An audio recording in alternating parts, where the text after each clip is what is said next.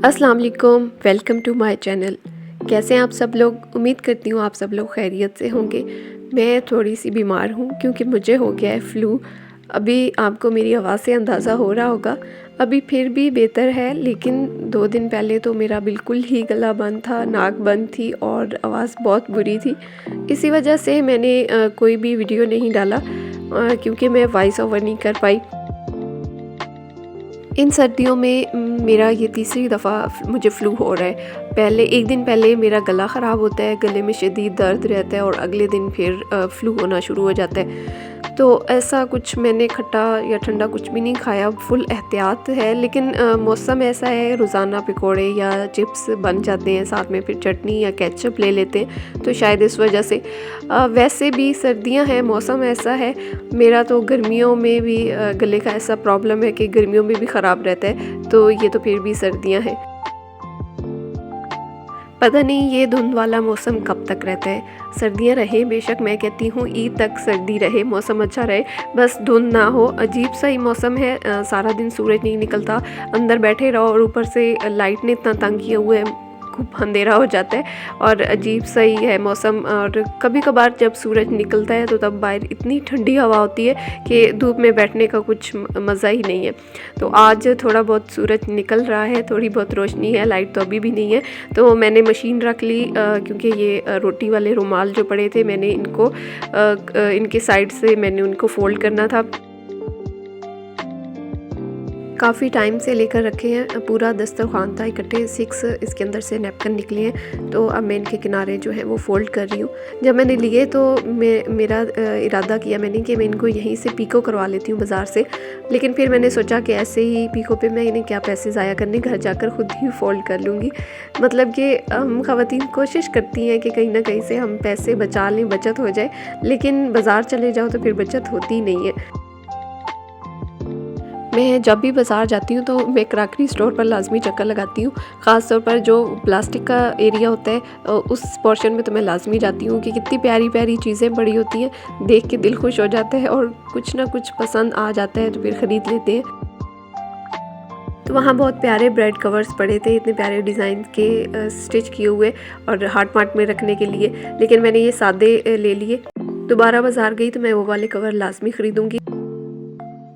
ये तो एक ज़रूरी चीज़ है, जितने ज़्यादा हो उतना बेहतर है, क्योंकि ये बहुत जल्दी ख़राब हो जाते हैं, मैले हो जाते हैं, बार बार धुल के इनके कलर्स ख़राब हो जाते हैं। और मैले ये तब होते हैं जब ये चिकने होते हैं, मीन्स कि अगर हम इनके अंदर पराठे वगैरह लपेट कर रखते हैं तो तब ये ऑयली हो जाते हैं और फिर जब हाथ लगते हैं तो गंदे हो जाते हैं, इसलिए जल्दी ख़राब हो जाते हैं। तो मैं तो हर दूसरे तीसरे दिन में इनको लाज़मी धोती हूँ, फिर धुल धुल के इनके कलर्स ख़राब हो जाते हैं या फट जाते हैं, तो तब भी मैं इनको ज़ाया नहीं करती, बाद में मैं इनको डस्टर बना लेती हूँ।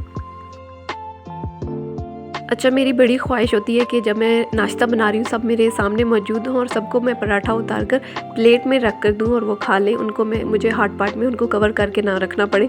लेकिन ऐसा मुमकिन नहीं है, तब सब सो रहे होते हैं। नाश्ता बना लेने के बाद कंप्लीट जब हो जाता है तब मैं सबको उठाती हूँ और वो आके नाश्ता करते हैं और तब तक उनको रखना पड़ता है हाट माट के अंदर। खैर, मैंने डायरेक्ट कभी भी रोटी रुमाल के अंदर नहीं रखे पराठे, मैं हमेशा अखबार का रखती हूँ नीचे टुकड़ा, तो कोई कागज़ रख लेती हूँ ताकि ज़्यादा ऑयली ना हो कपड़ा। फिर भी ऑयली हो जाता है तो बेहतर है कि इसको 3 दिन बाद लाज़मी इसको चेंज कर लें और इनको धो लें, क्योंकि ज़्यादा जब ये ऑयली हो जाएगा तो उसको धोने में भी बहुत मुश्किल पेश आती है, सही से साफ़ नहीं होते। और खाने से फ़ारिग होने के बाद हाट पाट के अंदर से रुमाल लाज़मी निकाल लिया करें, क्योंकि जब ऐसे ही हम हाट पाट को बंद करके रख देते हैं तो पसीने से कपड़ा गीला हो जाता है और फिर स्मेल आने लग जाती है। तो इसलिए मैं तो डेली हाट पाट को अलग साफ़ करके रखती हूँ और अंदर से रुमाल अलग निकाल कर बिछा देती हूँ ताकि वो भी खुश्क रहे और बिल्कुल भी स्मेल ना आए, साफ़ सुथरा रहे। और मैं ये तमाम जो चपाती कवर हैं इनको मैं गर्म पानी से धोती हूँ। इस गर्म पानी से आसानी से साफ़ होते हैं, इनकी चिकनाई जल्दी ख़त्म हो जाती है। तो यहाँ पे मैंने सिंक पर वाटर कूलर रखा हुआ है और मैं गर्म पानी भर कर रखती हूँ इसके अंदर, क्योंकि किचन के अंदर ज़रूरत पड़ती रहती है, कोई ना कोई बर्तन धोना होता है या सब्ज़ी वगैरह धोनी होती है।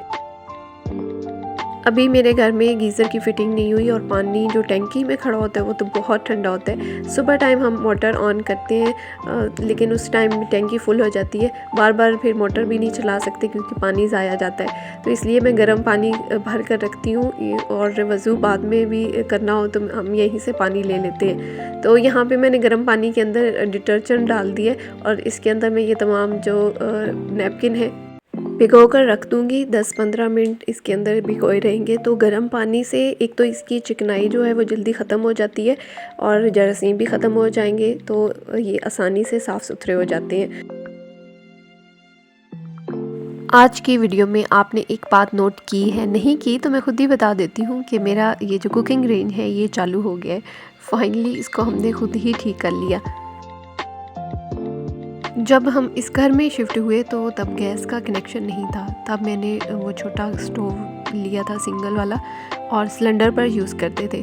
उसके बाद जब गैस का कनेक्शन आया यहाँ पे और जो भी टेक्नीशियन आया उसने आके सारी फिटिंग की, पाइप्स वगैरह फिट किए सारे, और तब इस कुकिंग रेंज के पीछे छोटा सा एक पुर्जा सा लगना था, नोज़ल सी, जो उसके पास नहीं थी और उसने बोला कि मैं दोबारा आकर इसको फ़िट कर जाऊँगा, लगा जाऊँगा, सेट कर जाऊँगा।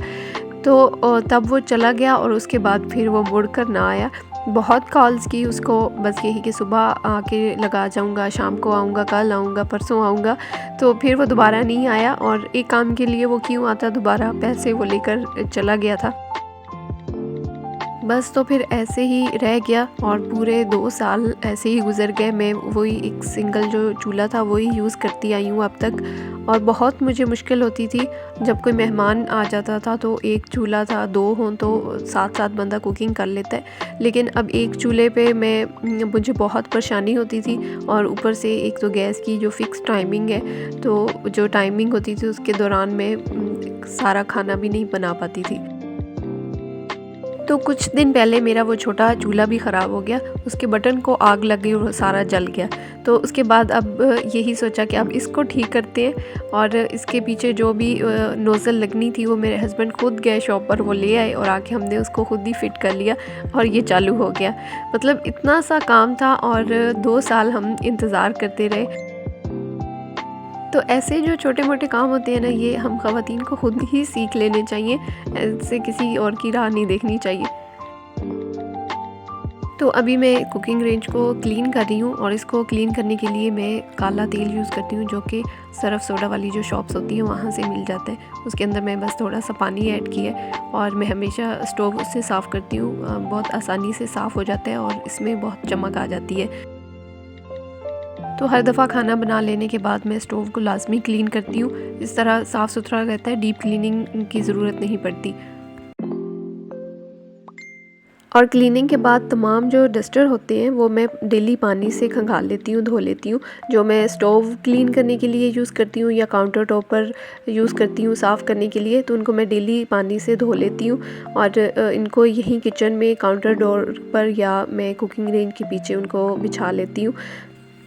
वैसे साबुन या सर्फ से मैं इनको क्लीन करती हूँ। जब मैं मशीन लगाती हूँ तो एंड पे फिर मैं तमाम डस्टर मशीन में डाल देती हूँ तो वो साफ़ हो जाते हैं, लेकिन डेली मैं इनको पानी से धो लेती हूँ। और यहाँ पे मैंने कुकिंग रेंज के पीछे मैंने इसको बिछा लिया क्योंकि बाहर तो धूप निकलती नहीं है, तो हीट से ये जल्दी खुश्क हो जाते हैं। तो ये थी आज की वीडियो, उम्मीद करती हूँ आपको पसंद आएगी। तो वीडियो को लाइक ज़रूर कर दीजिएगा और जो भी चैनल पर न्यू है चैनल को सब्सक्राइब कर दे। फिर मिलेंगे आपसे एक नए व्लॉग के साथ, तब तक के लिए अल्लाह हाफिज़।